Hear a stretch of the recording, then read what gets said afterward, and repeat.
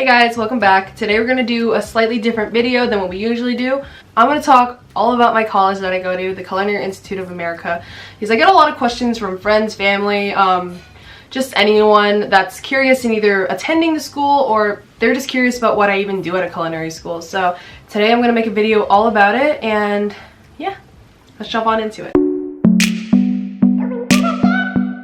There are a lot of things that I could tell you guys that you could probably find online really easily, so I won't talk too much about that stuff. Like all the majors and everything you could probably find online. I'm going to tell you about the things that no one else tells you that I honestly wish I knew. I mean, it probably wouldn't have affected if I came here or not, but I mean, maybe. So we'll talk more about that. So I think the biggest thing that people don't realize is they either think that culinary school is like just a normal, really relaxed, chill, you just cook and have fun, or they think it's just like a normal college. It's really neither. In my opinion, it's a lot like military school. I mean, I've never been to like a military school, but it's really strict. They have extremely strict rules. In a way, it's almost like a cult. Maybe I shouldn't say that, but it's like, it's intense. So I don't know if you guys ever watch Go Like Charlie, throwback, but when PJ goes to culinary school, he literally just lives at home. He just goes to cook once in a while. It seemed really fun, actually. It's nothing like that. This is like a full-on strict college. Everyone has to say yes chef to like every chef. It's really strict hours. I know that, you know, I have so many friends in just like normal state schools that are complaining about like 9 a.m.s, 8 a.m.s. I have to get up at like 6 something to get up to go to my 7 a.m. class. I know some people wake up even earlier. I don't know what's the point, but you don't go to culinary school to class to look good. I know I used to try to dress up and actually get prepared for high school, but there's no need. Like, you're wearing a toque, which is like a traditional French hat, and you're wearing like a full knot fitted well.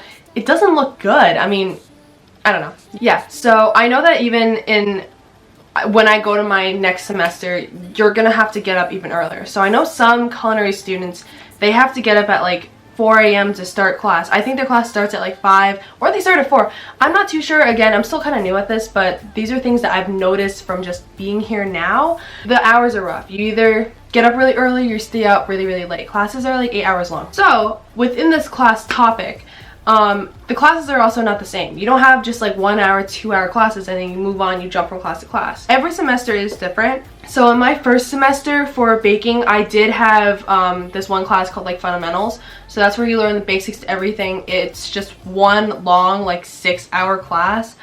It might seem like a lot. You do get like a dinner or lunch break depending on if you choose AM or PM, but it's like, it's a long class, especially since you're just seeing those same people and you're not really moving from like place to place. It doesn't really, I don't know, it's just a really long class. But also, you do have some academic classes. It's definitely not as much as you would usually have. For that, you only have like an hour class. So it's like, they're really easy academics. It's like, you're not going to have like a math major math class. It's like really basic. So academic wise, I think that people can sweat a little less about that, but mainly just worry about being disciplined. And yeah. Another thing, when you go to class, you can't just wear your PJs or anything. You have to wear either business casual or your chef whites. So I don't really mind about this because I kind of like dressing business casual sometimes. It makes me feel like a businesswoman. But if you just want to roll into class sometimes just like in a t-shirt and sweatpants, you can't. You're gonna get kicked out.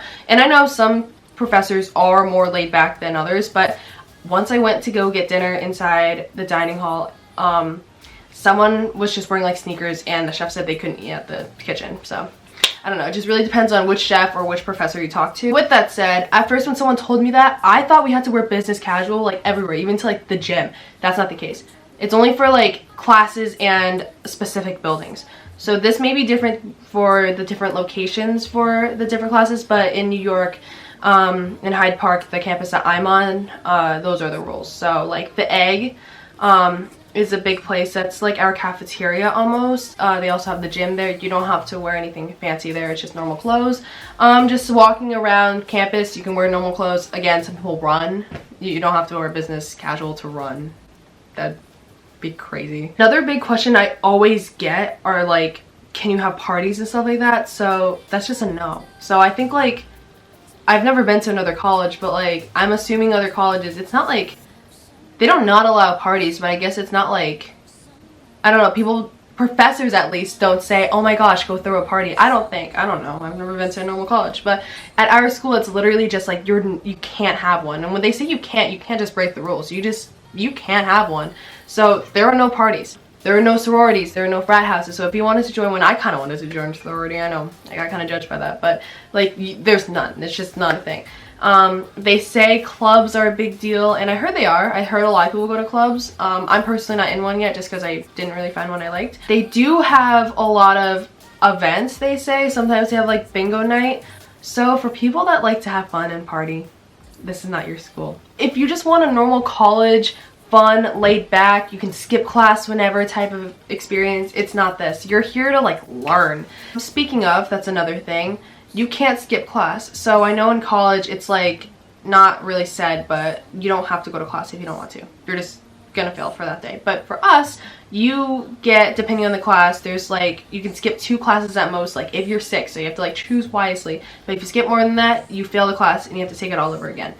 Or if you like keep failing, I know you can get like kicked out. A lot of people don't realize this, but the acceptance rate to the school is 98%. It's really high. So like I always say, almost everyone gets accepted, but no one graduates. Because if you look at the graduation rate, it's like 64 or something. I could check right now. I could like pull it up, but it's really low. So just telling you guys that right now. I remember my first week, the first 2 weeks, if you drop out within the first 2 weeks, you get your money back, I think. So at that time, more than half of the freshmen, they left. So also with the no free time thing, we have summer semesters. So when most people just like go off in May and have summer until like end of August or something, you're in school. So like with that said, breaks in general, like summer break is a month, and depending on if you're bachelor's or associates, I know you have different times, so I'm not quite sure, but just don't get your hopes up too much, because summer is about a month and Christmas is 2 weeks, and then Thanksgiving you surprisingly get a week. Yeah, so breaks are not long, and this was a thing that I really had to wrap my head around because I wanted a break. I mean, no one really likes to say this in school. I want a break. I want to hang out with my friends in the summer. I want to do whatever I want. And a lot of kids are just like, no, I have nothing better to do. Well, I have something better to do. Yeah, so if that's a big issue, you're either gonna have to get used to it or just not come here. I think a big question I get is this school too expensive to go to? Should I just not even come here? Should I go to a different college that's cheaper? So it's not a secret that tuition is a lot. It's a lot compared to state schools or just like most schools in general. But with that said, if you look at other culinary colleges, it's around the same price. So every single culinary college is expensive. And you may wonder why, but it's really just because they have to pay for all the materials, supplies, and it's just a totally different education. Like, you're cooking every day, you're using stuff. Like, if you think about it, if you go to a grocery store and you're buying stuff to make like 30 cakes, it adds up. So really, I mean, if you're just gonna cook at home every single day, buy all the expensive and great materials and like different machines they have, then it's probably gonna cost around the same thing too. So I mean, I had to really think about it as well, but in the end I knew that I really wanted to get better in baking and improve, and I knew I wouldn't be able to do that anywhere else. I didn't know if I wanted to say this because I don't want it to come off offensive or rude, but it's really just like, I don't know. Okay, so just don't come at me, but like, one thing you'll realize in the school is that everyone is kind of stuck up. So when I say this, I don't mean everyone, but I would definitely say the majority of kids are just like really, everyone just loves to one-up each other. So I don't know if you're aware of this, but if you've been cooking or baking your whole life, you probably know that other people, other chefs, other pastry chefs, other bakers, they love one-upping each other. That's like a huge thing.